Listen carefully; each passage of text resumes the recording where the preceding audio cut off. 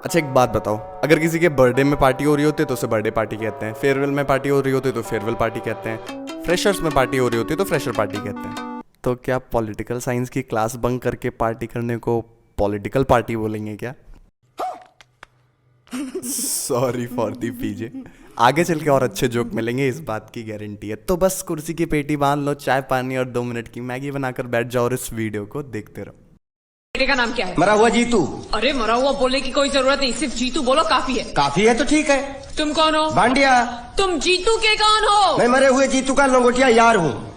मैं लंगोटिया जीतू का मरा हुआ यार हूँ। क्या?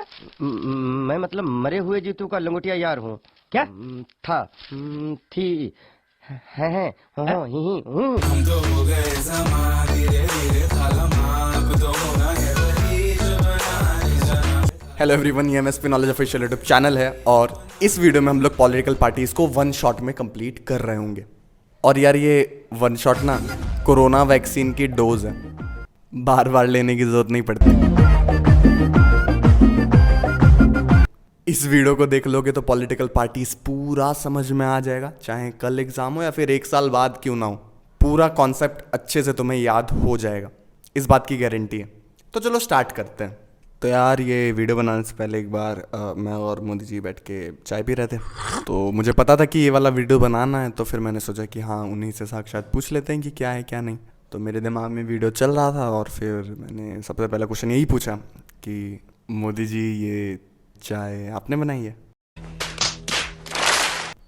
फिर आंसर मिलने से पहले ही मेरी नींद खुल गई एंड फिर मैंने सोचा कि चलो आप पॉलिटिकल पार्टी के डेफिनेशन ढूंढ ही लेते हैं और वीडियो ही बनाते हैं। सो अंग्रेजी भाषा में political party is a group of people who have joined together because they share common principles, common beliefs and common values and they seek to form government by winning elections. अब यार सीधी भाषा में ये पॉलिटिकल पार्टी की हो गई definition. इसका मतलब क्या है कि यार पॉलिटिकल पार्टी कुछ नहीं, बस कुछ लोगों का ऐसा झुंड है जो साथ मिलकर आते हैं, इनकी सेम आइडियोलॉजीज होती है, इनकी सेम बिलीव होती हैं, ये एक टाइप की मान्यता, एक टाइप की सोच रखते हैं और ये सब साथ मिलकर इलेक्शन लड़ते हैं जिससे कि गवर्नमेंट बना सके। सो पॉलिटिकल पार्टी की इतनी पूरी सिंपल डेफिनेशन होती है। समझ में आ गया? सो इसको याद कर लीजिए। अब यार इतना पढ़ते ही एनसीईआरटी हमसे पूछ लेती है कि why do we need political parties, मतलब कि पॉलिटिकल पार्टीज की जरूरत क्या है। तो आओ देखते हैं इनके फंक्शंस, जिसे हम लोग फीचर्स ऑफ पॉलिटिकल पार्टीज भी कह सकते हैं। और एग्जाम के लिए ये काफ़ी इंपॉर्टेंट है क्योंकि तुम्हें पॉलिटिकल पार्टी की डेफिनेशन और उसके फीचर्स फंक्शन लगभग हर साल एग्जाम में आते ही हैं। बोर्ड्स में नहीं आएगा तो प्री बोर्ड्स में तो आना ही है। So function number 1, feature number 1, they contest election. Election लड़ने का काम उन लोगों का होता है। Second, introduces new policies and programs. अब देखो यार पॉलिटिकल पार्टी के ना ऐसे जासूस लोग सब इधर उधर फैले होते हैं, तो उनको पता चलता है कि सोसाइटी में दिक्कतें क्या क्या चल रही हैं।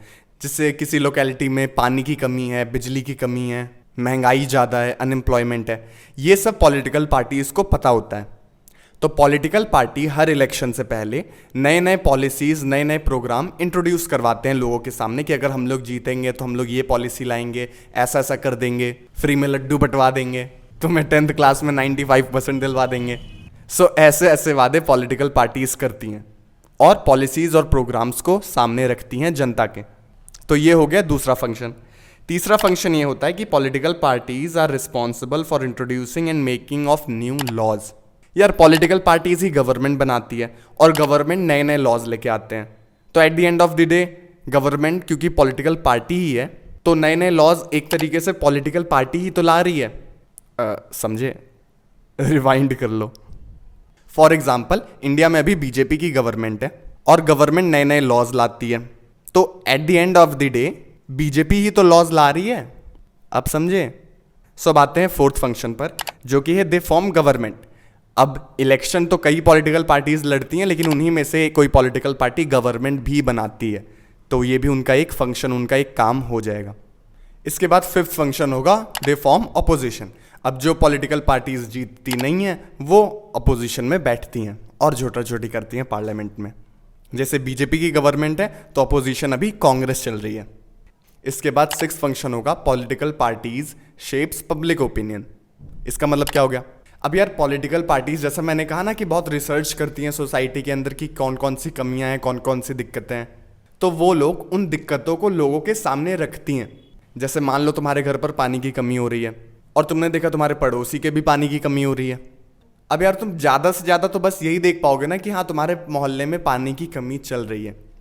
अब पॉलिटिकल पार्टीज़ ना तुम्हारा घर तुम्हारा मोहल्ला तो देख ही रही हैं, वो पूरे स्टेट के मोहल्लों को देखेंगे कि अच्छा हाँ हर जगह पर पानी की कमी चल रही है। तो फिर वो लोगों को बताएंगे कि नहीं यार तुम्हारे ही मोहल्ले में नहीं बल्कि पूरे स्टेट में पानी की कमी है। तो फिर तुम लोग ओपिनियन बनाओगे कि अच्छा हाँ अगर ये दिक्कत है तो हमारा मुद्दा ये होगा इस बार चुनाव का कि पानी की हमारी जो समस्या है वो ठीक हो जाए। समझ में आया, दिमाग के अंदर गया? तो एक तरीके से पब्लिक ओपिनियन फॉर्म करने का काम पॉलिटिकल पार्टीज करती हैं। सो ये उनके 6 मोस्ट इंपॉर्टेंट फीचर्स हो गए, इन्हीं की वजह से पॉलिटिकल पार्टीज की ज़रूरत है।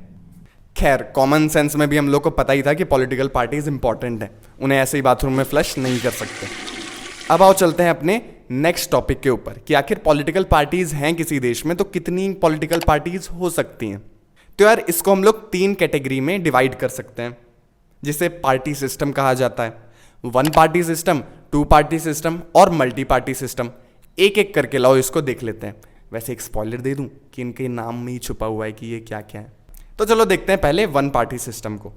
1 पार्टी सिस्टम का यार नाम जैसे बता रहा है कि उस देश में एक ही पार्टी होती है और वही बार बार अपने रिप्रेजेंटेटिव बदलती रहती है और वही एंड में सिलेक्ट भी होता है।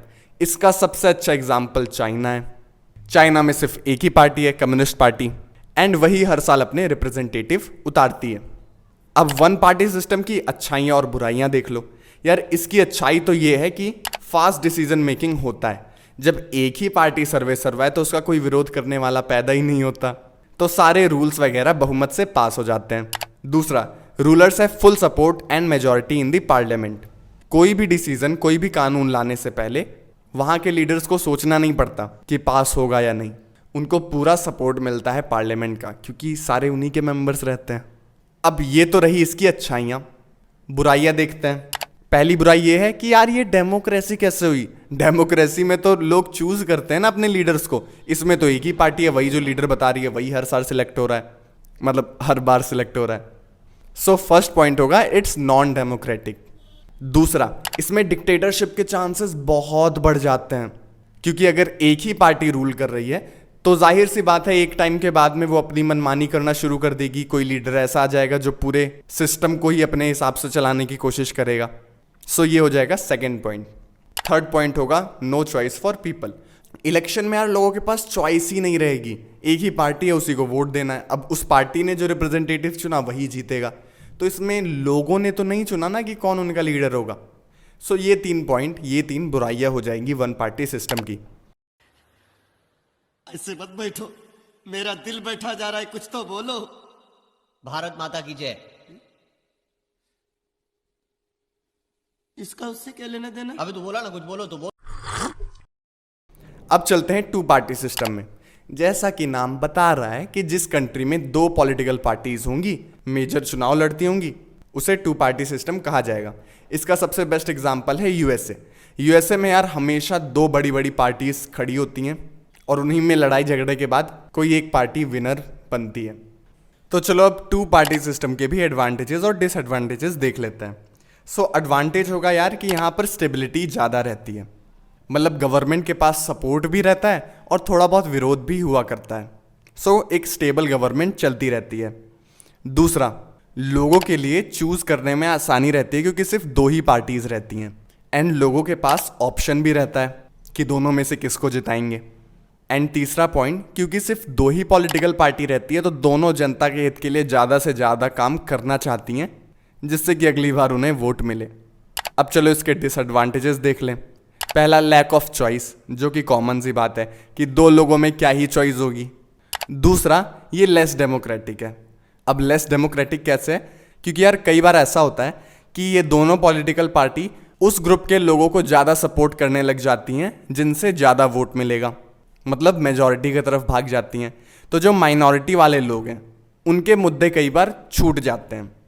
इसी वजह से यूएसए में हर बार जब इलेक्शन होता है तो वहाँ की माइनॉरिटी सड़कों पे उतर के अपना विरोध दर्ज करवाते हैं। सो ये इसके डिसएडवांटेजेस हो जाएंगे। अब आओ देखते हैं मल्टी पार्टी सिस्टम को। अब यार इस पार्टी सिस्टम को फॉलो करने वाली कंट्री में झोला भर के पॉलिटिकल पार्टीज होती हैं। इंडिया में जैसे कई सारी पॉलिटिकल पार्टीज है, हर कम्युनिटी, हर रिलीजन, हर मुद्दे के ऊपर पॉलिटिकल पार्टीज बनी हुई है गली गली में। So India multi party system का अच्छा एग्जाम्पल रहेगा। अब आओ इसके एडवांटेजेस और डिसएडवांटेजेस देख लेते हैं। एडवांटेज ये रहता है कि ये ट्रू फॉर्म ऑफ डेमोक्रेसी रहता है, इसमें लोगों को बहुत सारे चॉइसेस मिलते हैं। दूसरा पॉइंट ये रहेगा कि क्योंकि यहाँ पर कई सारी पॉलिटिकल पार्टीज रहती हैं तो हर इंसान, हर मेजॉरिटी माइनॉरिटी के मुद्दे उठाए जाते हैं चुनाव में, क्योंकि लगभग सारे मुद्दों को उठाने के लिए कोई ना कोई पॉलिटिकल पार्टी रहती है, चाहे माइनॉरिटी का हो चाहे मेजॉरिटी का हो। अब डिसएडवांटेज पे आते हैं। देखो यार इसमें ना इंस्टेबिलिटी बहुत रहती है। कई बार क्या होता है, किसी एक पॉलिटिकल पार्टी को मेजॉरिटी नहीं मिल पाती है तो कोलिजन गवर्नमेंट फॉर्म होती है, मतलब गठबंधन की सरकार, 4-5 पार्टीज एक साथ मिलकर गवर्नमेंट बनाती हैं। अब इससे क्या हो जाता है कि गवर्नमेंट में हमेशा इंस्टेबिलिटी रहती है और कोऑर्डिनेशन एकदम अच्छे से बैठ नहीं पाता है। दूसरा डिसएडवांटेज होगा कि इसमें यार स्लो डिसीजन मेकिंग होती है, क्योंकि इसमें झोला भर के पॉलिटिकल पार्टीज हैं। सब लोग अपने ओपिनियन बताते बताते इतना टाइम ले लेते हैं कि किसी भी लॉ, किसी भी डिसीजन को पास होने में ही काफ़ी समय बीत जाता है। सो ये इसके डिसएडवांटेजेस हो गए। तो यार यही था अपना पार्टी सिस्टम। इनकी डेफिनेशन, एडवांटेजेस और डिसएडवांटेजेस अच्छे से याद कर लेना। एग्जाम में क्वेश्चन आ जाते हैं। CBSE हेडक्वार्टर में प्यून भैया से मुझे पता चला है कि हाँ ये इंपॉर्टेंट क्वेश्चन है। जोर जोर से बोल के लोगों को स्कीमें बता दे।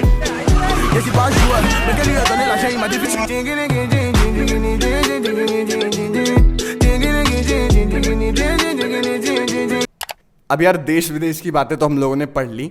अब देखते हैं किसी देश के अंदर किस किस टाइप की पॉलिटिकल पार्टीज रहती हैं, उनका लेवल कैसे रहता है। तो यार पॉलिटिकल पार्टी 2 टाइप की रहती हैं, नेशनल पॉलिटिकल पार्टी और स्टेट पार्टी। जैसा कि नाम बता रहा है फिर से कि नेशनल वाली नेशनल लेवल पर चुनाव लड़ती है और स्टेट वाली स्टेट लेवल पर चुनाव लड़ती है। लेकिन इंपॉर्टेंट बात यह है कि तुम लोग को क्राइटेरिया याद होना चाहिए कि नेशनल पार्टी होने के लिए कौन कौन से क्राइटेरिया हैं और रीजनल पार्टी या फिर कहें तो स्टेट पार्टी होने के लिए कौन कौन से क्राइटेरिया हैं।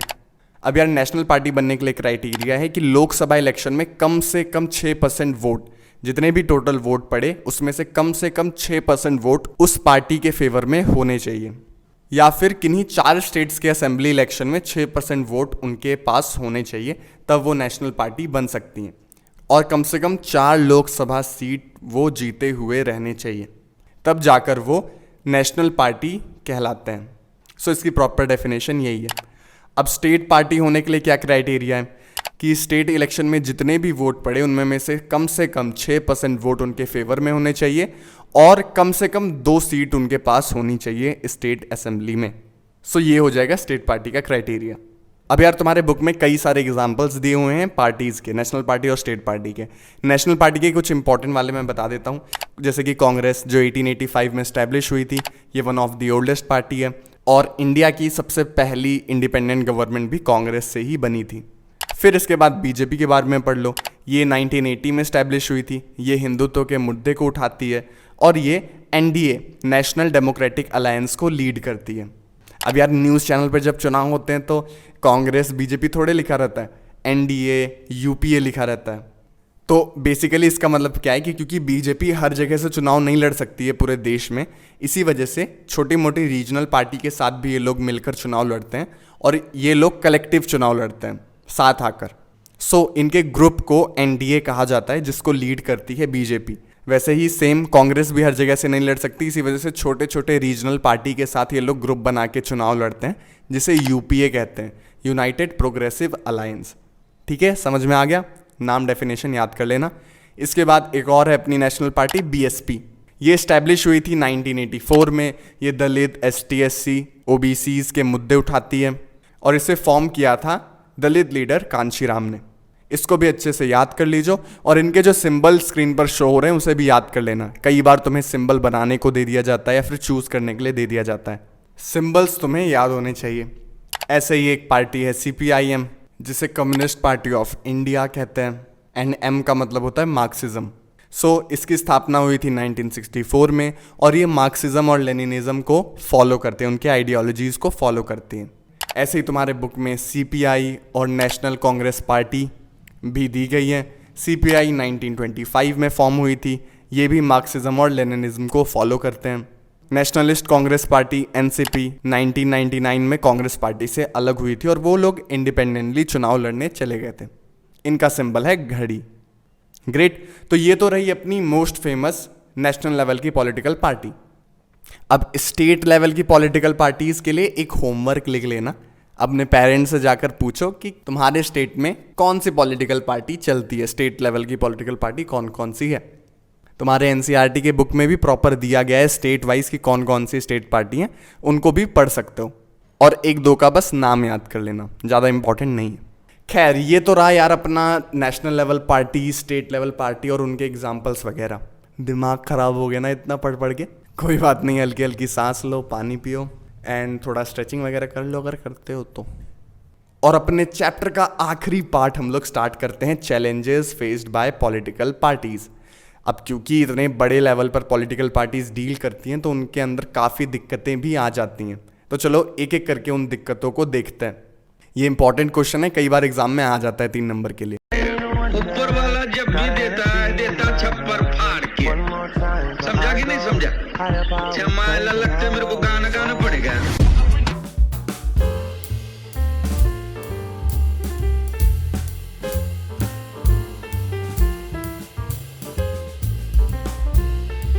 तो फर्स्ट पॉइंट होगा लैक ऑफ इंटरनल डेमोक्रेसी। कई बार क्या होता है कि पॉलिटिकल पार्टीज में क्योंकि डेमोक्रेसी नहीं रहती है तो कुछ बड़े लीडर्स की मनमर्जियां चलने लग जाती हैं कि अच्छा ये काम होगा, ऐसे ऐसे पॉलिटिकल पार्टी चलेगी। तो ये बड़ी दिक्कत आती है। दूसरा, डायनेस्टिक सक्सेशन। कई बार क्या होता है कि एक ही परिवार उस पूरी पार्टी को लीड करने लग जाता है और वही लोग जो कहते हैं वही होने लगता है। एग्जाम्पल तुम लोग को तो मालूम ही है। Third point, money and muscle power. ये पॉलिटिकल पार्टीज के लिए काफ़ी बड़ी दिक्कत क्रिएट करते हैं क्योंकि कई बार क्या हो जाता है कि जो पार्टी के डिसीजन हैं वो मनी और मसल पावर की वजह से चेंज होने लगते हैं।